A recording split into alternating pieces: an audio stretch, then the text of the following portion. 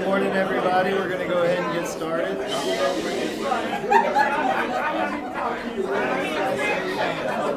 Listen up.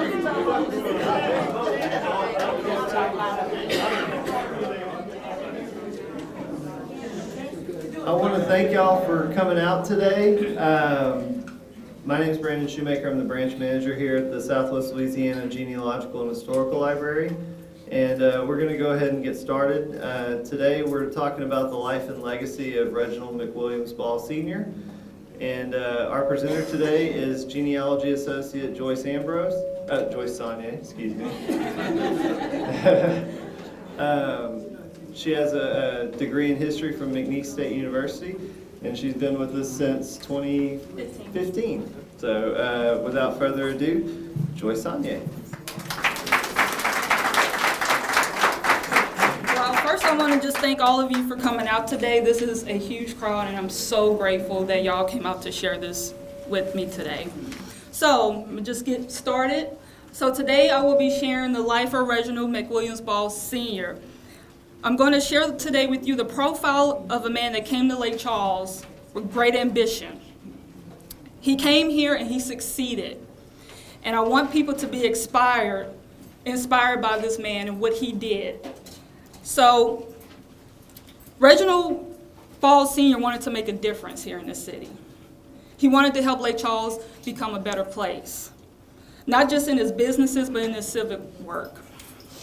So I want everybody to leave here today knowing that if somebody like him, who is so extraordinary in what he did, could do what he did in a time period when odds were stacked against him, he succeeded. So that should give any generation, especially today, to know that you can go further and beyond because people such as him gave you that right to do so.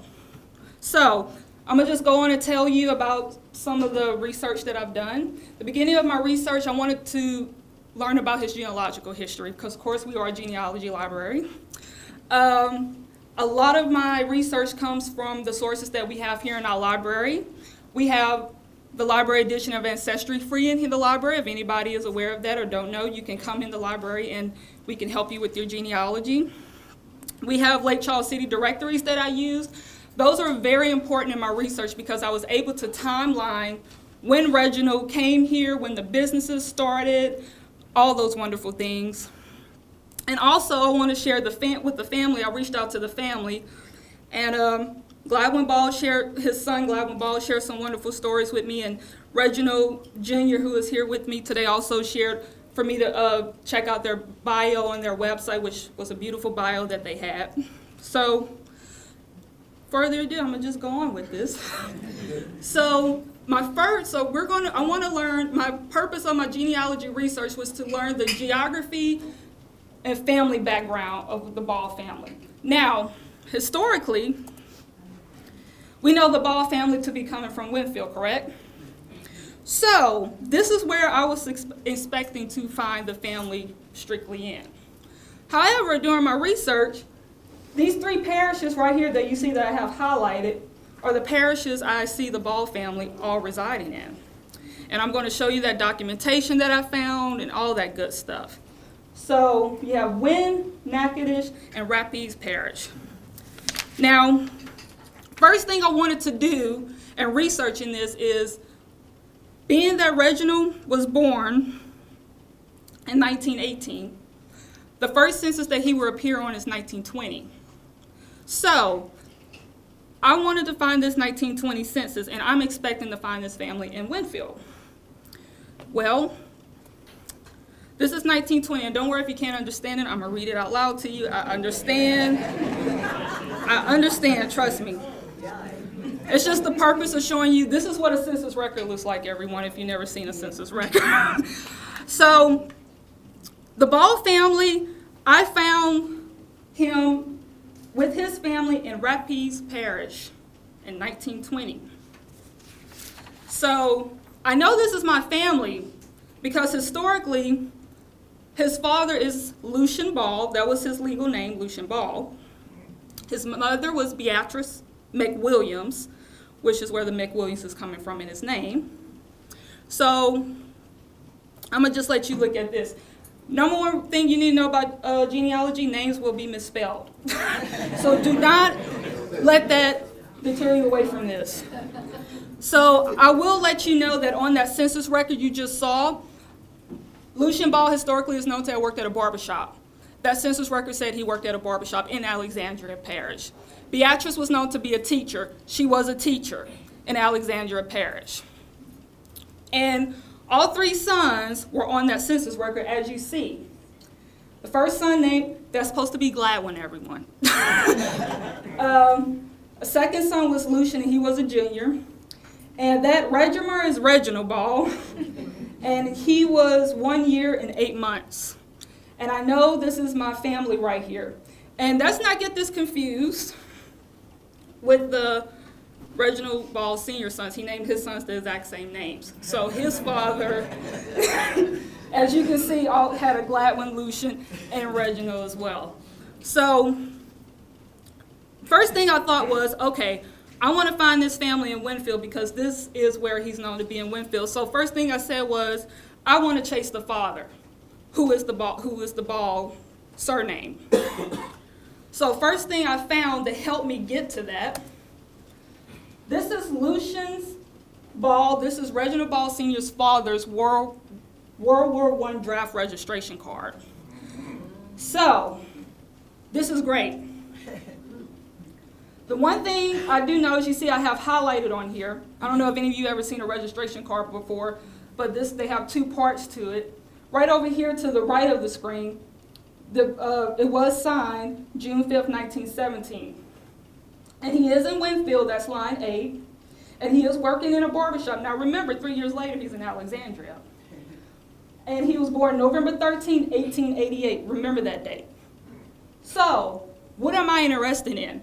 His place of birth. What do we have? Powhatan, Louisiana. Powhatan is in Natchitoches Parish. I didn't know that. I had to find that out. So I'm like, okay, I got Natchitoches Parish, a Ball family is being born, right? But I wanted more documentation to help me verify that. So I found his World War II draft card. So this is Lucian's Ball World War II draft card. And he is still giving me Natchitoches Parish as his place of birth. So, okay, one more documentation, then I'm like, okay, Ball family, his line, Natchitoches, correct? This was Lucian Ball's Social Security Application Claims Index. Powhatan, Louisiana. So Reginald Ball's senior father is for sure, for me as a researcher, I'm going with Natchitoches. So, I wanted to take this farther. Can I find the Ball family in Natchitoches? In order to do that, I need his parents, because how can I match him up with a family if I don't know his parents, correct? Well, I got a hold to his Louisiana Death Index. And guess what? We have parents' names. So this is Reginald Ball Sr.'s grandparents, Robert Ball and Mary Johnson. And yes, Lucian Ball, his father, did die in Winfield. He died in 1957. So this is great news for me. I was like, I got parents. I'm ready to find if I can see this Ball family in Natchitoches, correct? No, they're in Alexandria. So this is a 1900 census. I'm going to tell you why I am sure that this is my family. All right, I told you to remember that birthday from Lucian. It was November 1888. This is a Lucius Ball, which is Lucian, November 1888. And I have a Robert Ball, who's the father, Mary Ball, who's the mother. We have a brother right there that's, well, a daughter that's Dora, Lucius right there, and a Robert Ball. So I'm like, okay, they back in Alexandria, right? So I said, fine, let me just see if I want to find this family somewhere in Natchitoches. 20 years later, Robert and Mary are in Natchitoches. I guess the family left and they said, we're going back home. So either way, these are the parishes for sure that the families are residing in. So I'm going to just go back to Reginald Ball Sr. Let me get this going real quick. So this is a 1930 census that you're looking at. And don't worry about that because I'm fixing to show you the other one. All right, we got the same family here in 1930. As you see, they're still in Alexandria Rapides Parish. So my thing is, I want this family in Winfield because I know he is coming from Winfield to Lake Charles. I got one more census to look because the last census released is 1940. For any of you who don't know, 1950 won't be released till 2022. So finally, I get this family in Winfield. I'm gonna give you the, this is 10 years later. Reginald Ball, he was 21. And I don't know if you noticed, even though it says Emmeline, that's actually Evelyn Ball, that's his wife. And she does appear as the wife on the census. And we have, right here on the census record, Reginald Ball Jr., who is 1 year old on that census record. So you're on the last census record that's been released.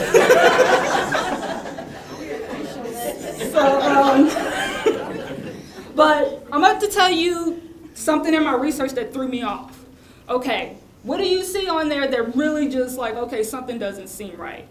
It's the father. The father is Joe Ball. So I went on the Ball's Cajun website, and then Gladwin also shared with me that Joe was actually a nickname that he went by. Now, had I not known that, I would be like, where is this Joe coming from? That's another important rule about census records. People who went by nicknames, chances are when the census taker is going by the house, they would just give them the nickname. So you always have to remember nicknames when you're doing genealogy research. So that's an important lesson. This is a great example of that. But nonetheless, this is Joe Ball, Beatrice, and Joe Ball is still working in the barbershop. He's in Winfield in the barbershop. Beatrice is still a teacher. And you have Lucian, Reginald, Evelyn, and Reginald Jr. Now, the one person you don't see on here is Gladwin, his brother, which I do know in 1940 he's in California because I did find a census record when he was in California. So he's not with the family at this point. So, and just to shine light on their mother, Evelyn, since she was in that census record, I was just curious to see where she was coming out of. And this was a Social Security application index record that showed she was coming out of Winfield. So that makes sense how they met when the family got to Winfield. Her family was already residing in Winfield. So now I'm satisfied with knowing having a good idea where this family is coming from. I want to know, what was Reginald McWilliams Ball's journey here to Lake Charles? All right, this is where things are fixing to get tricky. So y'all gonna have to hang with me here. All right, this is Reginald McWilliams Ball Sr. World War II draft card. This whole thing messed me up in the beginning because the first thing I usually look at is when it was signed. If you look over here to the right, this registration card was signed October 16, 1940. Remember that 1940 census record we saw? I didn't tell you this before, but that census record was actually dated in April. Remember those dates. So why is he given 219 Gray Street, Lake Charles, Calcasieu, Louisiana in 1940? All right. But guess what? Why is he putting Winfield Win on top of that? So I'm like, okay, you're confusing me right now, right?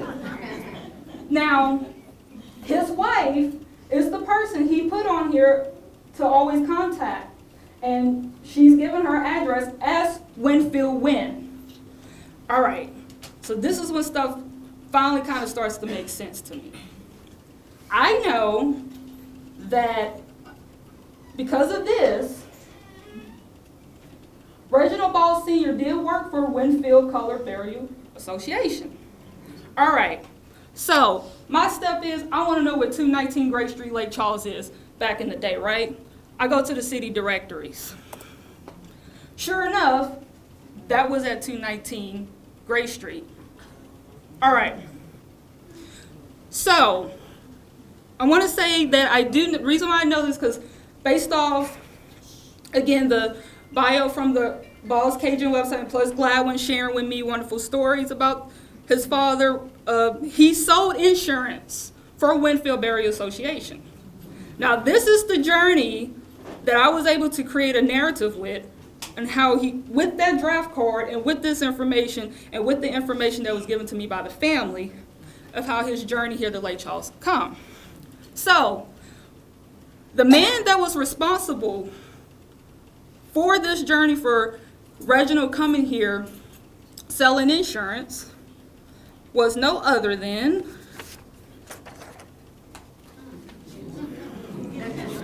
Ben Johnson.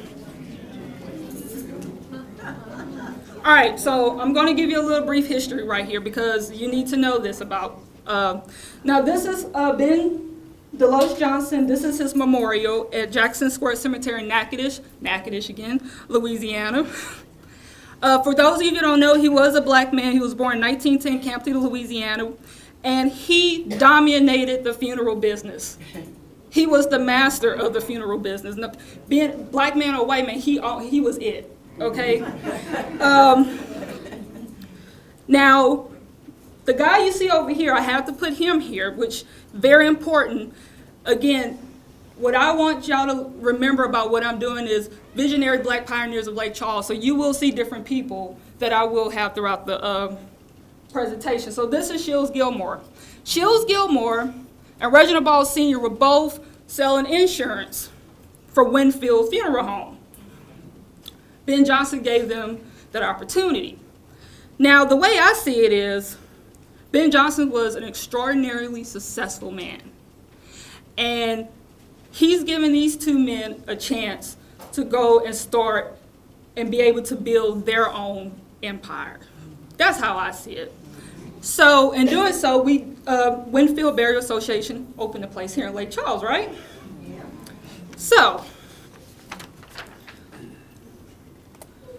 going back to the census record.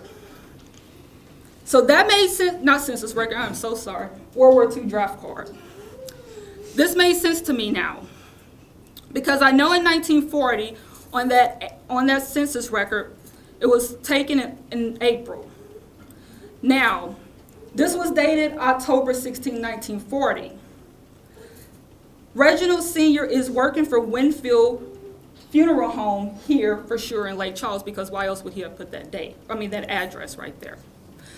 However, he is still commuting back between Winfield. So my thing is, I wanted some kind of documentation, something that shows me for sure that time period of when he got to Lake Charles for sure, staying here. This is Lake Charles 1941 City Directory. This is Reginald and Evelyn. They were renting a house on 1723 Mill Street, and it does say he was a salesman for Winford Color Burial. Now, historically, Reginald Ball Sr. is known to have moved here in 1941. But from a researcher's point of view, being that this is placed in the 1941 City Directory, this actually places him in 1940. So, remember that draft card was signed in October. From the research gathered and the narrative you can create from that is that he was in transition into moving here, into Lake Charles, Louisiana in the late 1940s. I would say maybe November, December. And that, again, is from a researcher's point of view. So, I hope everyone was satisfied with how I went about that. So, okay, he's a salesman for Winford Color Burial Funeral Home. So, what else was Reginald doing once he got to Lake Charles?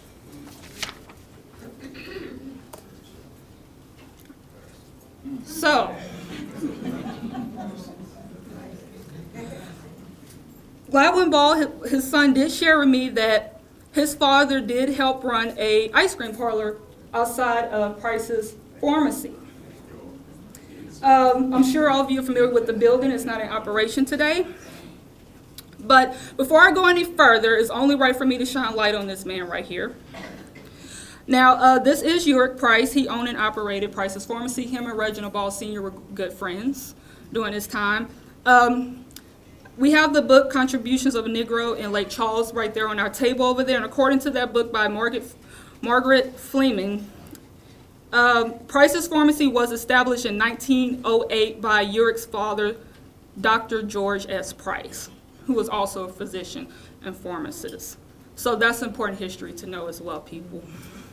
So, and also interesting about Mr. Urick, according to Urick's Price obituary that I found in American Press Archives, he was the first African American to be admitted to the registry of the Louisiana State Pharmaceutical Association. So, but anyway, let's go back to that ice cream parlor, right? So, Gladwin shared that the ice cream parlor was working out of there. So I did find in a 1947 city directory, remember, that's placed in there in 1946. Price's formerly was selling ice cream. And guess what? That same city directory, who's the manager of the ice cream parlor? Reginald Ball. So that's great history right there. Also, I want to share this story. I was also told that Reginald learned to make homemade commercial ice cream from Mr. Watson's from Watson's Ice Cream. I don't remember Watson's Ice Cream, but just for the heck of it, I did look for it. So that was in the city directory, that same city. So there was Watson's Ice Cream Factory. So, all right. So now we got Reginald here, and he's selling insurance, and he's managing an ice cream parlor. Now, he's on his way to starting his own empire, whether you know it or not at the time. So Reginald is on his way to becoming the ultimate businessman. Now, this is a screenshot from Google. I just wanted you to get an idea of all the property he will be accumulating over time. So I call this his sanctuary of businesses. That's what I call it. He was a mastermind in what he did. And this area right here where I put the St. John property, that 1200 block is where it's going to start.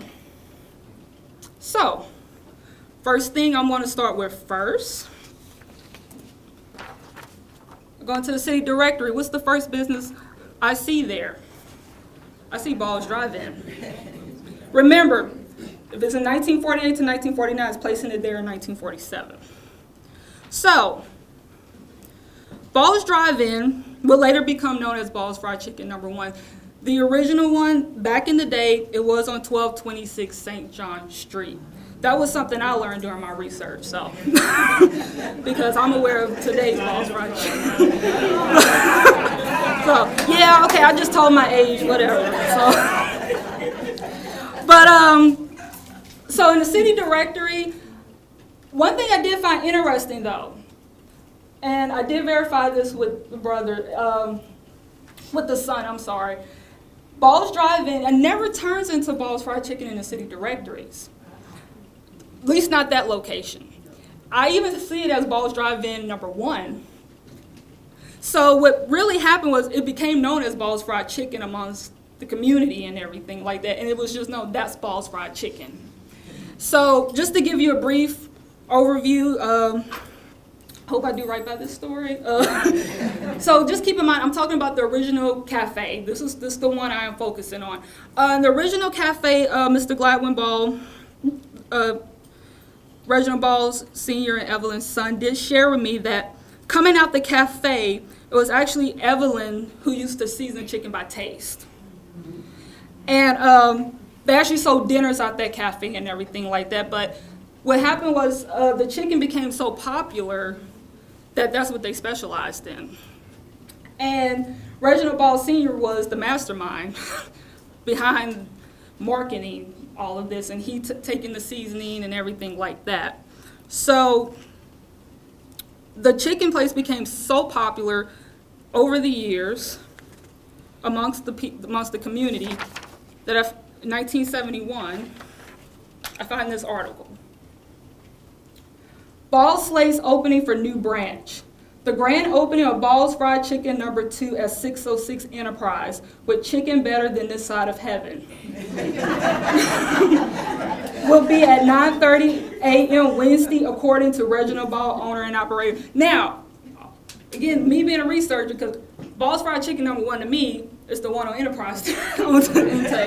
So one thing I did learn as a researcher was, I was like, oh, okay, so at that time, that was actually Ball's Fried Chicken #2. So that was something I learned during that. And actually today, Ball's Fried Chicken #1 is on 606 Enterprise Boulevard, and we do have a Ball's Fried Chicken #2, 4325 Common Street. So, but again, this is in 1971.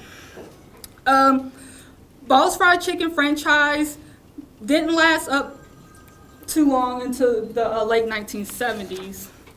I managed to find this in the American Press.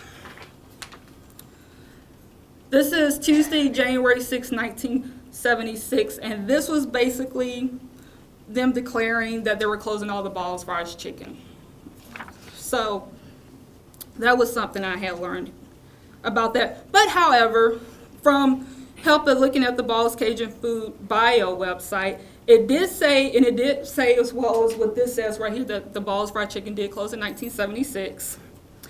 That Reginald Ball Sr. did venture out in different cities such as Chicago, Detroit, Phoenix, Houston, Texas, opened up chicken places under Creole Fried Chicken. So the business did survive. It's just at that time it closed here. So, and of course today, and I will mention it later, it is, my opinion, is one of the greatest thriving businesses here in Louisiana because of the seasoning. It is just brewed and it's beyond, and I'll talk more about that later. So, the next thing I want to talk about, and I might spend a little time on this because I feel it's too important not to concentrate on this. The next venture, that same year, it appeared in the 1948-49 City Directory, which would place it there in 1947, is the Lake Charles Vocational Institute. Now, Gladwin Ball shared with me before I go any further, there was a man named J.K. Haynes, let me say that again, J.K. Haynes, who got together with Reginald Ball Sr. for the construction of the complex the trade school will reside in. And I actually did a little research on J.K. Haynes, and he was born in 1907, and I found an article about him that same year this trade school was coming into place, that he was re-elected president of Louisiana Colored Teachers Association. So he got together with the right man for this project. So this was very important to me, and I wanted to find the black and white proof to show people this history because it's too important, and I want people to look back on this and say it is here, it existed, and we have it. So, July 1st, 1947. It was documented in the Lake Charles American Press. Negro Trade School building permit issued. A $7,000 city building permit for the construction of a prefabricated 62 by 100 foot Negro Trade School building was issued Saturday to Reginald W. Ball. I'm guessing they meant Williams by that. The building would be constructed on the corner of St. John and Nick Street. Just so you, I found out for myself, Nick Street is actually Franklin Street today. So, so this is a very important find. And this is a big deal because this is a black man in 1947 being documented in the paper that a black trade school was fixing to come about. That is a big deal. It gets better. This is Tuesday, September 30th, 1947. Negro Vocational School to open. The Lake Charles Vocational Institute for Negroes will be open Wednesday morning, that's the following day. The school, a privately owned institution, is located in a Quonset-type building at Nix and St. John Street. Instruction will be offered in auto mechanics, radio repair, maintenance, tailoring, and carpentry. There will be 12 Negro instructors, including A.J. Williams, who is directing the school. That is a very big deal to find that. It is proof that we had it. We, as in our history, know it existed, but now nobody can take that from you because it's right here. So, this is what I'm really excited about. This was appeared in the paper the next day. Just for some people who don't know, we used to have 3 issues in the paper, and this was in the evening edition of the paper. So, Negro Vocational School begins classes Wednesday, which was October 1st. And if you haven't realized, today is October 1st. So this is the 72nd anniversary of this trade school opening its doors in North Lake Charles.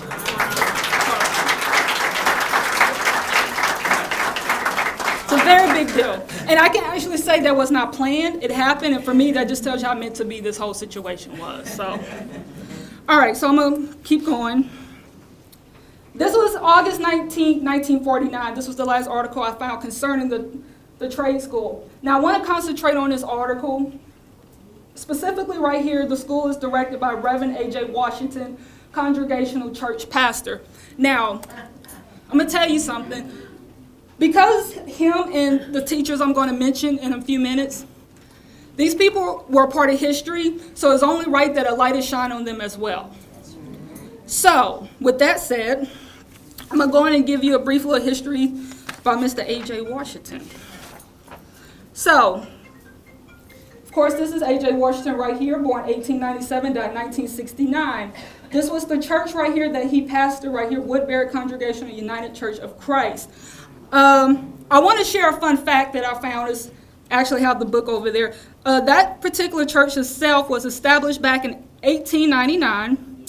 The church building was originally located on 225 South Enterprise Boulevard.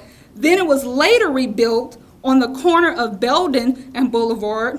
And in 1959, the church building and ground was sold to the Louisiana Department of Highways and built at the present location, which is at 417 Prater Street today. That's a part of history, so I wanted to share that. So back to Mr. A.J. Washington, who was a director of that school. He was from New Iberia, very well-educated man. He served in World War II. I'm going to read an excerpt from his obituary from October 3rd, 1969. During World War II, having been commissioned a first lieutenant on July 6, 1943, Chaplain Washington served on active duty through the New Guinea and Philippine campaigns and received the Asiatic Pacific Campaign Medal, 3 bronze medal stars, the Philippine Liberation Ribbon, and a Victory Medal.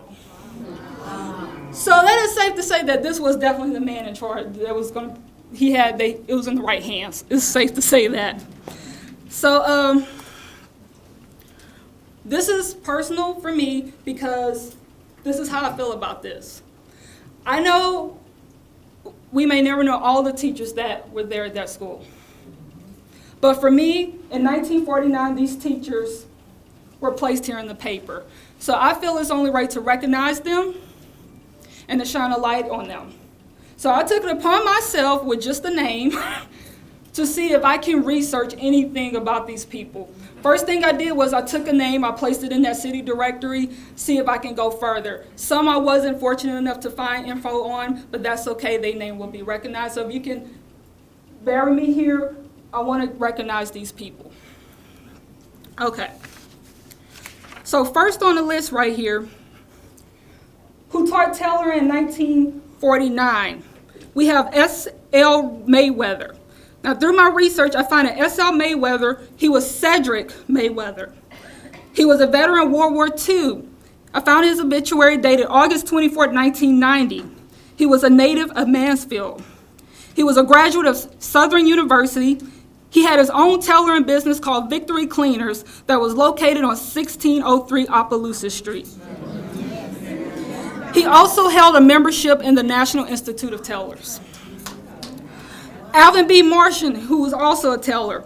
Now, in my research for him, only thing I really find was a World War II Army enlistment record. It was dated November 30th, 1945, and he is placed living here in Calcasieu. Now, after following him, I did find that he ended up in Oakland, California. He died there in 2010. So Mr. Alvin Marshall was a tailoring at the trade school. Auto mechanics, P.B. Boston. P.B. Boston was Prince Butler Boston II. I found his obituary. He was from Florida and died in Baton Rouge on July 16, 2010 at the age of 99 years old. His obituary says that he taught at several institutions, including Lake Charles Vocational Institute. Now, right here, W.H. Riley, I do know that the W stands for Walter. He died at 53 years old in Lake Charles, and he was a native of New Fork, Virginia, and he was a veteran of World War II, and he taught auto mechanics. Mr. J.A. Tillman. So I found out the J stands for Joseph. He died at the age of 47 in Alexandria Veterans Hospital. His obituary showed that he was a former mechanic instructor at Lake Charles Vocational School. Electricity. Now, I found a John Wally's obituary. Wally, am I saying it right? It was dated December 22nd, 1996. He died at the age of 76 years old in Oakdale. According to his obituary, he served 10 years in the Marine Corps, attaining a rank of sergeant, 4 years in the Marine Corps Reserves, attaining a rank of staff sergeant. Also found in the 1950 city directory that he had his own electrical business called Wally's Electrical Repairs, located on 202 and a half Boulevard. So, and my last person right here, unfortunately, I could not find anything concerning Laird Franklin, but Laird Franklin he taught electricity at the trade school. Next on my list, radio, Major Rogers. I found a Major Rogers obituary dated August 1st, 1967. He died at the age of 47 in Lake Charles. He was a native of Baton Rouge, Louisiana. His obituary did state he was a veteran of World War II. James DeBlanc, obituary I found, November 6, 2009. He died at the age of 86 years old. His obituary stated he served his country as a rifleman in the Army during World War II.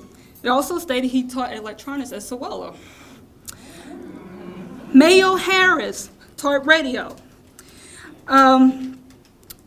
With Mayo, I had to go a different route. I managed to track him on some census records, and he was indeed a World War II veteran. He served in the U.S. Army. I found a registration draft card when he was living in Lake Charles. He died in Little Rock, Arkansas, February 3rd, 1994.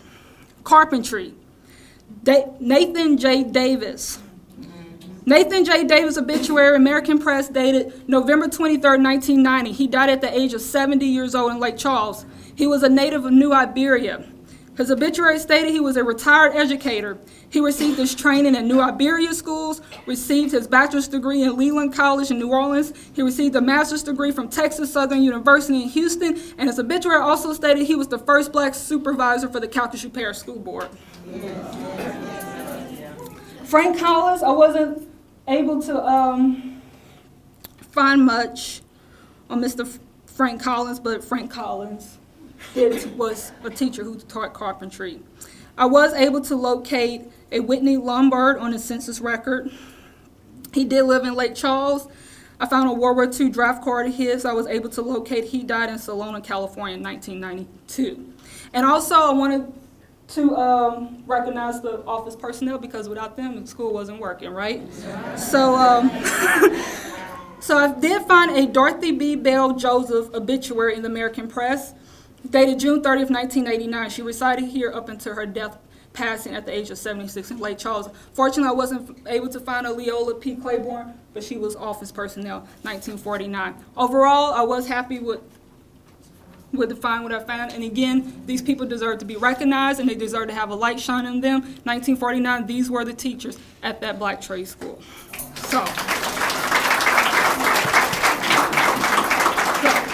And also, you see right here, Frank Collins, Mayo Harris, Alvin B. Marshall, and James DeBlanc were all former students of that school that went on to become teachers. So, the trade school. Now, what's coming next, everybody?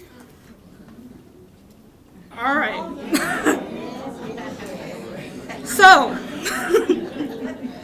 the early to mid-1950s is when the trade school comes to a close. Ball's Auditorium, the entertainment venue, is established. Now, of course, Ball's Auditorium will go on to become the building's namesake. So, the last time I found the trade school, this is me giving a timeline to that auditorium, was 1953, placing there in 1952. So I'm placing it around 1952 that trade school is closing down. So, I looked in 1954. I want to see what's on 1230 St. John Street. I found a motor sale company there.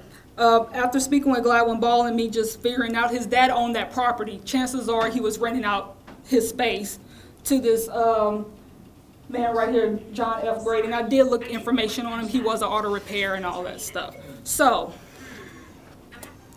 first time we see Ball's Auditorium actually appear in the city directory is 1956.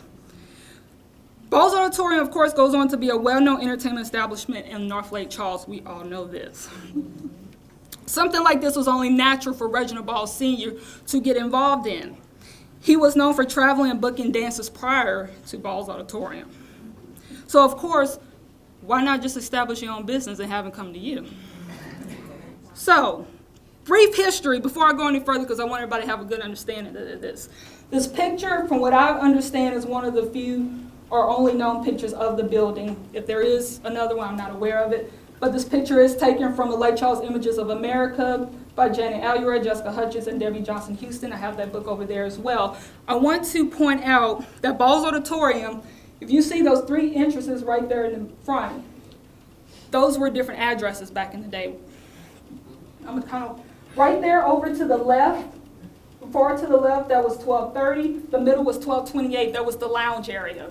And right over to the end, that was 1226, the cafe.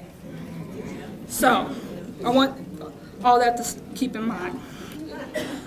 So, now the time period made sense to me because the first time I started seeing advertisements in the American press was in 1955, and it was with Fats Domino.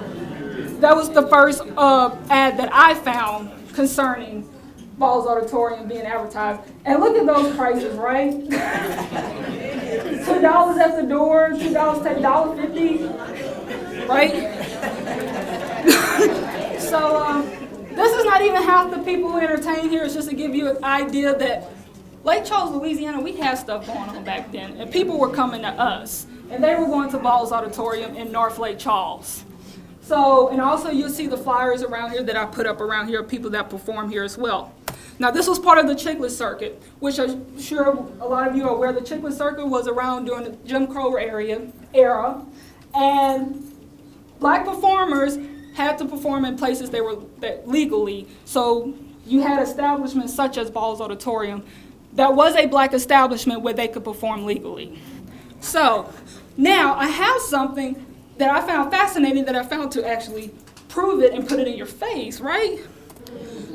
This was an advertisement of Jackie Wilson performing at Legion Field. All right.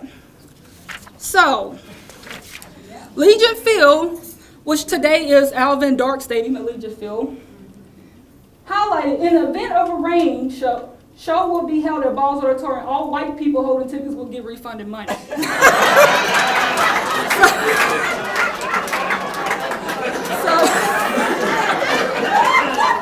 That was a great find, right?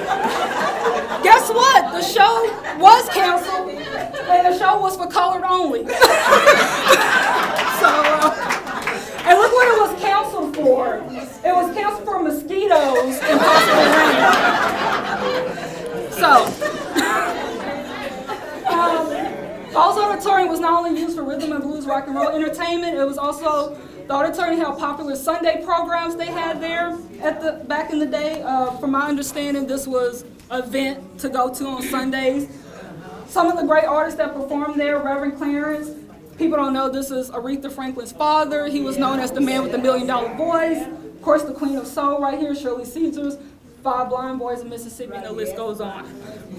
Now, another thing that Ball's Auditorium held there, the Mortuary Dimes Dance benefits.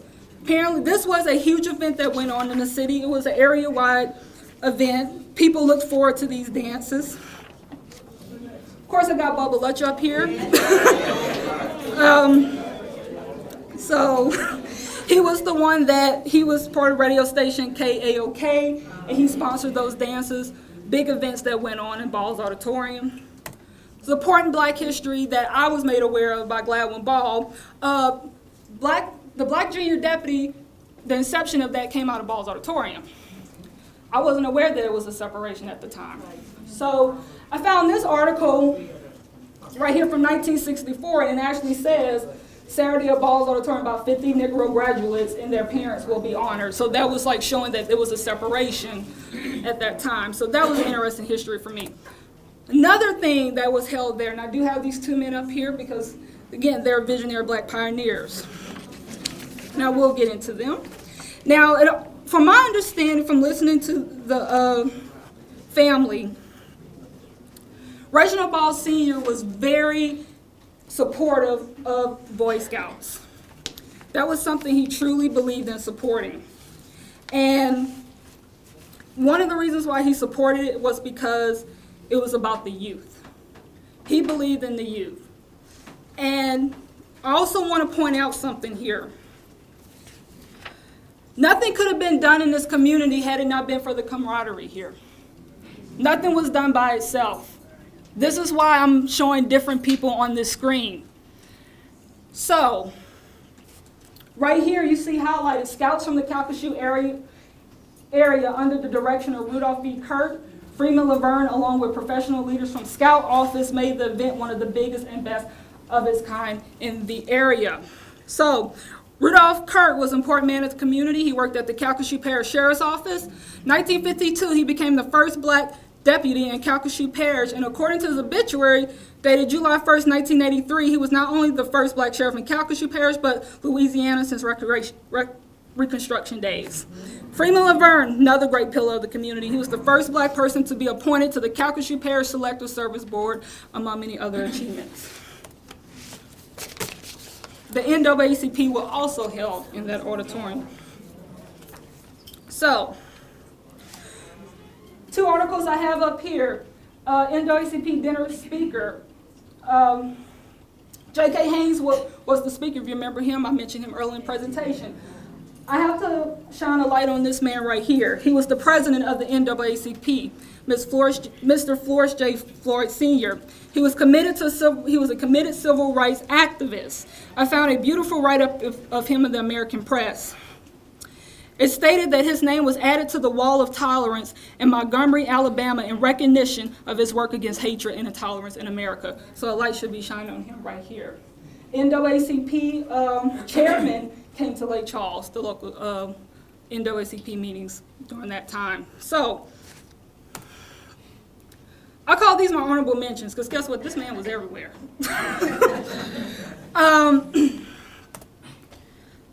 Something I found out and learned during my research is that he had an apartment complex, which my family and everybody else knew, but apparently I didn't.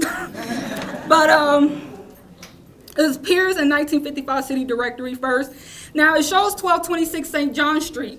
Now if you remember, Ball's Drive-In was 1226, but from my understanding it was behind the cafe and later it does turn into 1226 and a half. It was, let's see, it was a 20-room apartment complex.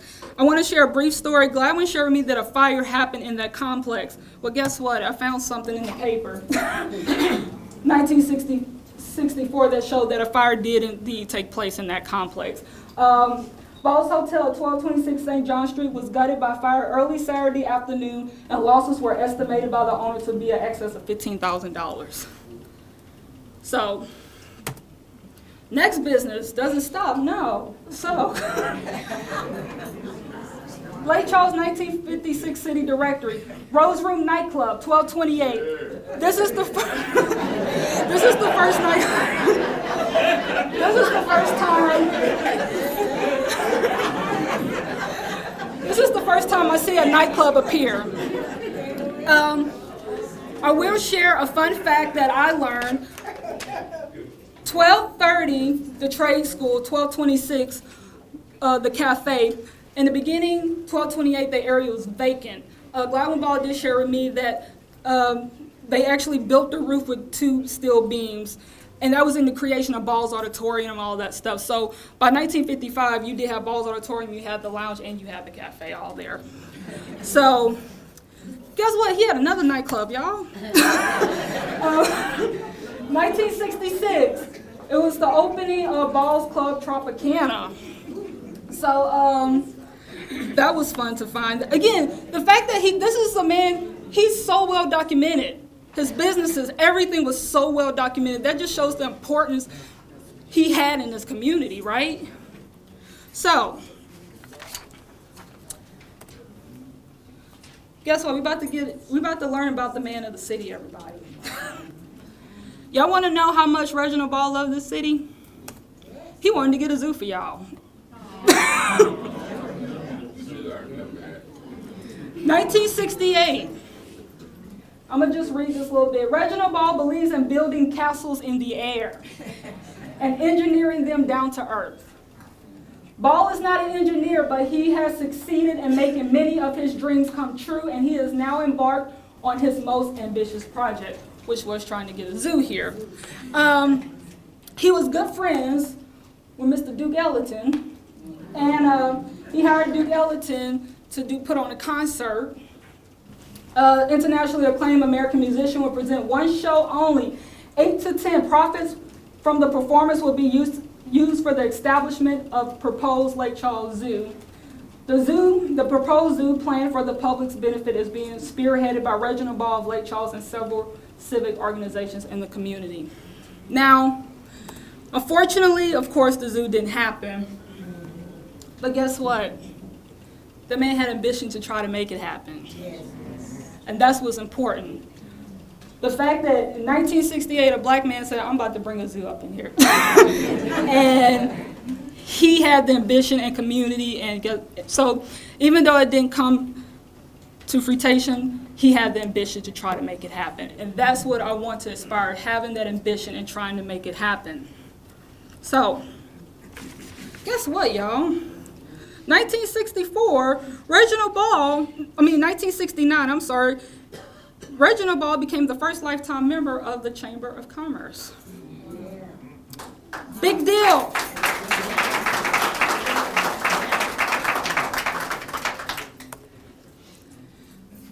Does it end? No, it don't. 1972. He was presented with the Civic Man of the Year Award by Doretha Conbury Business and Professional Women's Club. Now, I don't feel right to not shine a light on the Conburys for a second right here. Conburys, in my opinion, visionary black pioneers of Lake Charles. You have Theophile Conbury right here. Now, this family moved here in 1926. Theophile was a practicing physician when the family moved here. Fortunately, he died at an early age of 45, 1937. And Mrs. Conbury was left to rear 6 children on her own. But guess what? That didn't stop a woman like her. I admire her. I literally fell in love with this woman and what she did. But she was a successful businesswoman, inspiring many people, and she literally, in my opinion, became one of the greatest civil rights leaders here in Louisiana during her lifetime. So, Foreman Reynard, these are some articles I found in there. Again, being documented here in the American press, right? He's receiving checks for the former Reynard YMCA. Reginald Ball, he was, according to the middle article, he was the chairman of the Capital Improvement Drive. So, and also, right over there, the picture, Reginald Ball is to the right. That look like Mr. Frank Price to y'all? He was one of the board of directors. So I just thought I'd point that out. Listen, everyone. He was a part of so many things. This is just organizations I found just doing simple research. I'm sure it doesn't even cover half of what this man did. It's just to get a great understanding of who he was and what he stood for, you know. Now, September 17, 1983 is when Reginald McWilliams Ball passed away. This was his announcement in the paper. From my understanding, the funeral was a big event here. I know Gladwin shared with me that he said that the sheriffs were even saying they probably needed extra deputies on duty because it would probably be one of the biggest funerals Lake Charles had had in a really long time. And from my understanding, it really was a huge funeral. Black, white, everybody from the community came together to celebrate this man. He was loved by everybody. So, but even after his passing, the legacy continued. Now, who is that in the middle right there? I'm just saying. But passing, things were done by the family to help commemorate his memory, and his legacy still continues. I know Gladwin Ball shared with me after his passing, he joined the Chamber of Commerce that his father was a part of. And I will say his father truly believed in that organization. 3 days before he died, I found an interview in the paper 3 days before he died, still encouraging people to join. So he truly believed in that organization. And Gladwin Ball even put on different bingos in honor of his father. And of course, this article right here, this man right here, Mr. Reginald Ball Jr., right there was in the paper. And it reads, Reginald Ball Jr. is carrying on a business launched by his father a dozen years ago. So that was from 1985 and 1989. Now, I will shine a light on the family right here. Ball Seasoning Company is a great, thriving business today. Reggie, as we all know him, and his son Reginald Ball III, who is here today, they have taken on and continued on with Reginald Ball Sr.'s legacy with the Ball's Fried Chicken business and the seasoning company. And this is actually the homepage of that seasoning website, and you can actually go there and buy different seasonings and all that wonderful stuff and support local. So the family legacy definitely continues on with that business. Unfortunately, not everything could have been preserved. To me, this is a difficult thing. I know Gladwin Ball and family tried really hard to save this auditorium. Here's my thing. This was a trade school for black veterans to have a chance to better themselves. It was an entertainment venue that hosted some of the greatest performers during its times. It was a refuge for activist groups and the youth of the community. The building even sheltered Hurricane Audrey victims. There are countless of things that can be named that Ball's Auditorium did for the community. But somehow the history got away from us. So much so that nothing could have been done to help preserve the building itself, and this was the destruction. This was from the American Press. However, in 2014, the Calcasieu Historical Preservation Society did unveil one of their first lost landmark markers, and it is at the intersection of Enterprise Boulevard and St. John Street to commemorate that memory. So thankful for them for doing that. Here's my thing, people. It may be gone, but we must never forget. People as special as Reginald McWilliams Ball Sr. and other pillars of the community that I mentioned here in my presentation, and so many more, who worked alongside him during his lifetime should never be forgotten. Reginald Ball Sr. and many others who helped lead with him in this city work hard to prove that despite the color of it doesn't matter the color of your skin. It doesn't matter. You can build a dream, and you can succeed in that dream. And nothing should hold you back. You're going to get doors closed countless times. But when you look at Reginald Ball Sr. and the people that came up with him during this lifetime when odds were stacked against them, would you know it? So that needs to be taken with generation to generation to know there is no excuse as to why you can't go for your dreams, achieve, and succeed. So, but in order for these legacies of these pioneering leaders to truly stay alive, it's for us to keep talking about them, keep learning about them, and keep educating the next generation about them so this history does not get lost. Now, Reginald Ball Sr., I call him the man of the city because he did so much for the city and he wanted to make it great. So I'm going to leave my presentation off with this quote. Now, this quote is taken from the Lake Charles American Press, dated March 17, 1968. This is when he had the ambition to want to gift the city that he loved so much with a zoo. For me, this quote truly expresses the kind of man Reginald McWilliams Ball Sr. should always be remembered for. He was a man that believed anything was possible in Lake Charles, and a man who wanted to continuously give back to his community. Here's the quote. A man can accomplish anything in Lake Charles he desires if he is willing to work for it. There are no restrictions on the ambitious. With all the talk about long, hot summers, I want to show the world you can't always be on the receiving end. You have to give of your time and effort as well as receive. Thank you. Good morning. My name is Nathan Keller. I'm the Community Safety Liaison for the City of Lake Charles, where our Mayor is Nicholas Hunter. This is truly a special thank you to the genealogy and the staff. I mean, who would have known? As many times as I went to Law's Auditorium and whatnot, I had no idea of the history. And history it gives us the foundation. It gives us the foundation to carry on.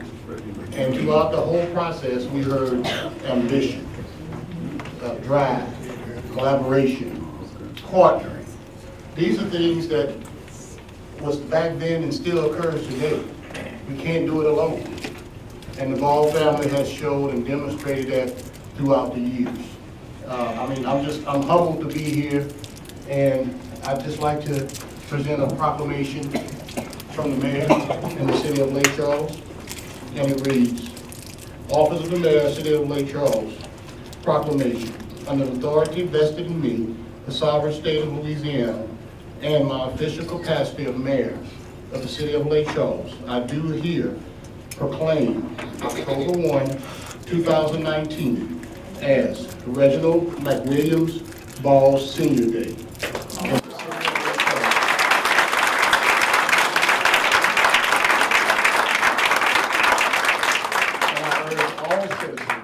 To recognize a special occasion and partake in its observation and its witness, and the mayor's signatures are fixed. Thank you so much for allowing us to share this history. Truly, we are humbled, and hopefully our children and our children's children can see the legacy, the landmark, and what the Ball family has instilled in Lake Charles and the community. Thank you.